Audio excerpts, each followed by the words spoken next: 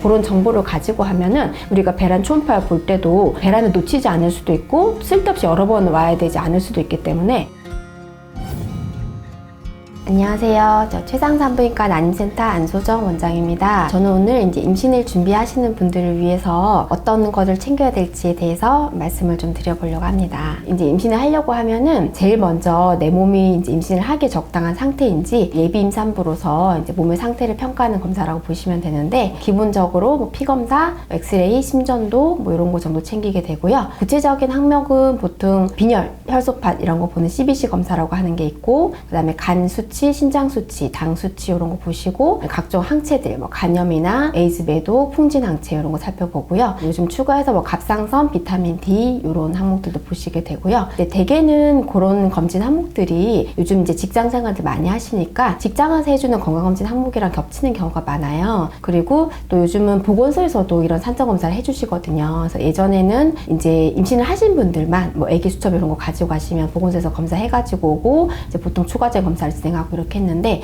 요즘 임신 준비하시는 분들도 보건소에서 지원을 받을 수 있기 때문에 그렇게 검사를 해가지고 오시면 되고요. 근데 보건소에서 하시는 거는 연초랑 연말이랑 좀 할 수 있는 것들이 좀 다른 지역도 있고 이러기 때문에, 만약 검사를 하시고자 하시면은 미리 지금 봄, 여름 요럴 때 검사를 하시는 게 좋겠네요. 네, 일단은 그런 기본적인 건강검진을 하시고 결과지를 받으시면은 그걸 가지고 인근 산부인과로 방문을 하시면 돼요. 하시면 선생님이랑 상의를 하셔가지고 추가 검사 필요한 것들을 하시게 되는데, 주로 이제 추가를 많이 하시는 것들은 비타민 D랑 갑상선 호르몬 수치, 그 다음에 뭐 애완동물을 키우거나 이러신 분들은 뭐 톡소플라즈마 이런 걸 보기도 하시고, 톡소플라즈마도 임신 중에 고양이 이런 데에 대해서 감염이 되기도 하는데, 이 중에 걸리면은 애기한테 좀 기형을 유발할 수 있거든요. 근데 대개는 집에서 예방접종을 다 한 애완동물은 크게 문제는 없어요. 없는 경우가 많은데, 그래도 내가 이거를 검사를 원하시는 분들은 하고 있거든요. 그런 추가 검진을 하시게 되고요. 그리고 이제 산부인과 오시면 이제 기본적으로 더 추가하셔야 될 거는 자궁 경부암 검사. 요거는 이제 임신을 하든 안 하든 해마다 체크를 하시고요. 그 다음에 초음파 검사하고 그 정도 검사를 하시면 되는데, 초음파에서는 자궁에 아직 혹이 있는지, 뭐 근종이나 용종, 난소의 혹, 자궁 내막종이나 뭐 기형종 그런 것들이 있는데 그런 검사들을 하실 수 있죠. 근데 요것도 요즘에 이제 가입력 검사 지원 사업이라 그래가지고 초음파 검사하고 난소 나이를 알아보는 AMH라고 하는 호르몬 검사를 이제 지원을 받아서 하실 수가 있어요. 그래서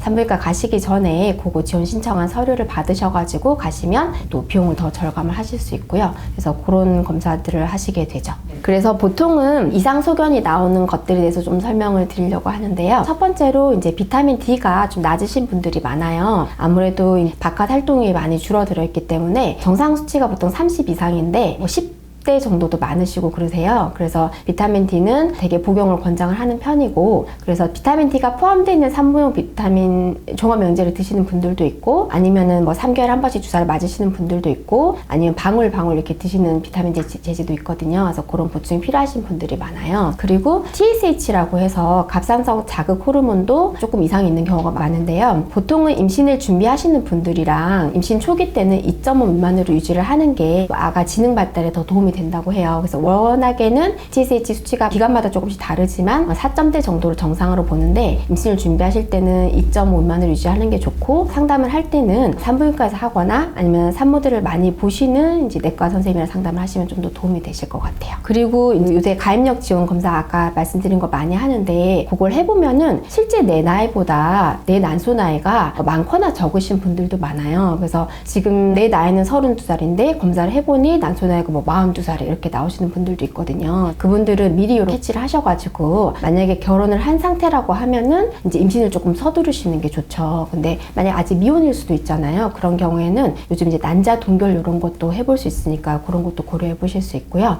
그렇죠. 반대로 AMH가 내 나이보다 또 어리게 나오는 경우도 있거든요. 그래서 예를 들어서 나이는 40인데 난소 나이 25으로 나오고 이렇게 나오는 경우도 있는데, 그것만 믿고 나는 25의 기능이야 이렇게 있으면 안 되고, 우리가 이제 임신할 때 가장 그래도 중요한 지표는 내 실제 나이기 때문에 그런 구체적인 부분에 대해서는 담당 선생님이랑 좀 더 상의를 하는 게 필요하실 수 있을 것 같아요. 그리고 여기서 이제 검사에서 또 이상 소견이 나올 수 있는 거는 항체가 없는 경우들이 있어요. 예를 들어서 풍진 항체가 없는 경우에는 임신 중에 걸렸을 때는 아기한테 기형 유발하거나 이럴 수 있기 때문에 미리 접종을 하시는 게 좋고요. 생백신이라서 만약에 혹시 임신인 걸 모르고 맞으면은 임신일 때 감염이 된 거랑 똑같은 효과가 있을 수 있어요. 그래서 꼭 생리 후에 관계를 하지 않은 상태에서 내가 임신 가능성이 없는 걸 확인을 하고 접종을 하셔야 되고, 맞고 나면은 한 달 동안은 꼭 피임을 해주셔야 돼요. 그러신 거고, 그 다음에 간염 항체 같은 경우는 B형 간염, A형 간염 항체가 없으신 분들이 있는데, B형 간염은 저희가 어렸을 때 접종을 누구나 다 해요. 우리나라는 이제 워낙 보균자들이 많기 때문에. 근데 성인이 되면 점점 항체 효과가 떨어져서 음성으로 나오시는 분들도 있기 때문에, 근데 우리나라의 전체 인구의 거의 한 15% 정도가 보균자로 보거든요. 그래서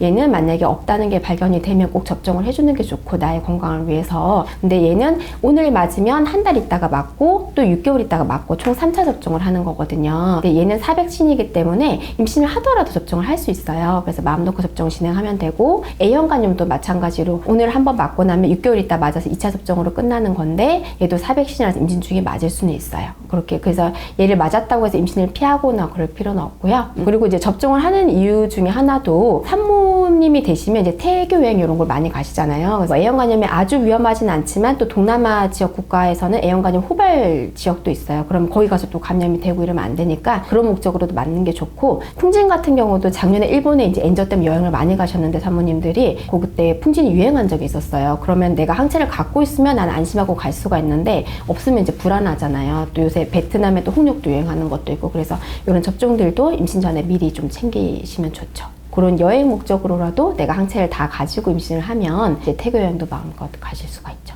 이제는 이제 딱 내가 임신을 하려고 마음을 먹었어. 그러면 이제 아까 그런 검사들을 가지고, 결과지를 가지고 산부인과 상의를 하면 좋다고 말씀드렸잖아요. 그걸 할 때 이제 내가 해가면 좋은 것들. 첫 번째는 복용하는 영양제를 다 가지고 가시면 좋아요. 이게 요즘은 막 챙겨 드시는 분들도 많은데, 갖고 와서 보면은 너무 막 중복되는 게 많거나 정작 필요한 게 부족하거나 이런 경우들이 있기 때문에, 말로 하는 것보다는 영양제를 다 가지고 오셔서 우리가 성분을 보면은, 아, 요거는 지금 드시고 요거는 임신하게 되면 드시고 이렇게 상의를 할 수 있기 때문에, 첫 번째로 복용하는 영양제를 다 가지고 가시면 좋고요. 그 다음에 생리 날짜를 요즘에 이제 앱 같은 걸 기록하시는 분들도 많은데 또 안 하시는 분들도 많아요. 여쭤보면은 나는 28주기예요, 뭐 30주기예요 이렇게 하는데, 정작 기록을 해보면 막 달라. 뭐 24주기도 있고 38주기도 있고 이러신 분들도 많거든요. 그래서 생리 시작일이라도 기록을 딱 앱에 해놓으면 좋고, 아니면은 핸드폰 날짜로도 기록을 해놓으면, 레인지가 중요한 거거든요. 그러니까 보통은 이제 앱에도 내게 24주기도 있고 30주기도 있고 이러면은, 앱에는 뭐 한 26주기예요, 7주기 이렇게 나오는데 내가 24주기일 때도 있단 말이죠. 그럼 배란을 27주기에 맞춰서 모니터를 하면 이미 내 배란 시기가 지나가고 모니터를 하게 될 수가 있어요. 그럼 놓치는 거기 때문에 이 레인지를 가지고 내가 24주기에서 28주기라고 하면 되게 배란 날짜는 생리 10일에서 14일 이렇게 봐야 되는 거죠. 그래서 그런 정보를 가지고 하면은 우리가 배란 초음파를 볼 때도 배란을 놓치지 않을 수도 있고, 쓸데없이 여러 번 와야 되지 않을 수도 있기 때문에 생리 기록을 꼭 가지고 가시면 도움이 될 수 있어요. 그리고 만약에 내가 이제 집에서도 좀 적극적으로 노력을 하시고 오시는 분들도 많거든요. 그러면 이제 배란 어플 같은 거 쓰셨을 텐데, 그러면 생리 날짜는 기록을 있는데 관계하신 날짜는 또 기록을 안 하시는 분들도 있어요. 그러면 내가 제대로 맞췄는지 안 했는지 알기가 어렵잖아요. 그래서 관계하신 날짜도 기록을 좀 해가지고 가시면은 이제 여러 번 만약에 내가 잘 해봤어. 그러면 이제 좀 더 적극적인 단계로 넘어갈 수가 있는 거죠. 근데 만약에 하느라고 했는데 잘 못 맞췄어. 그러면은 우리가 초음파를 보면서 좀 더 정확하게 맞춰드릴 수도 있기 때문에, 그런 어플에 기록이 있으면 생리 기록도 보고 그다음 관계하신 날짜도 기록해 놓으시면 좋고요. 그 다음에 내가 이제 잘 맞춰서 했어. 근데 나는 좀 더 적극적인 방법을 원해. 이러면은 호르몬 검사 이런 걸 조금 해봐야 될 수도 있거든요. 그러면은 생리가 터지면은 2, 3일째 생리 터지고 다음날 또는 그 다음날 가서 검사를 하는 게 호르몬 검사 좀 더 정확하게 볼 수 있기 때문에, 그 시기에 맞춰서 방문을 하면 좀 더 도움이 되실 수도 있고요. 저희 최상TV 채널을 구독해 주시면 최신의 여성 정보를 손쉽고 빠르게 접하실 수가 있겠습니다. 구독, 좋아요 부탁드리겠습니다.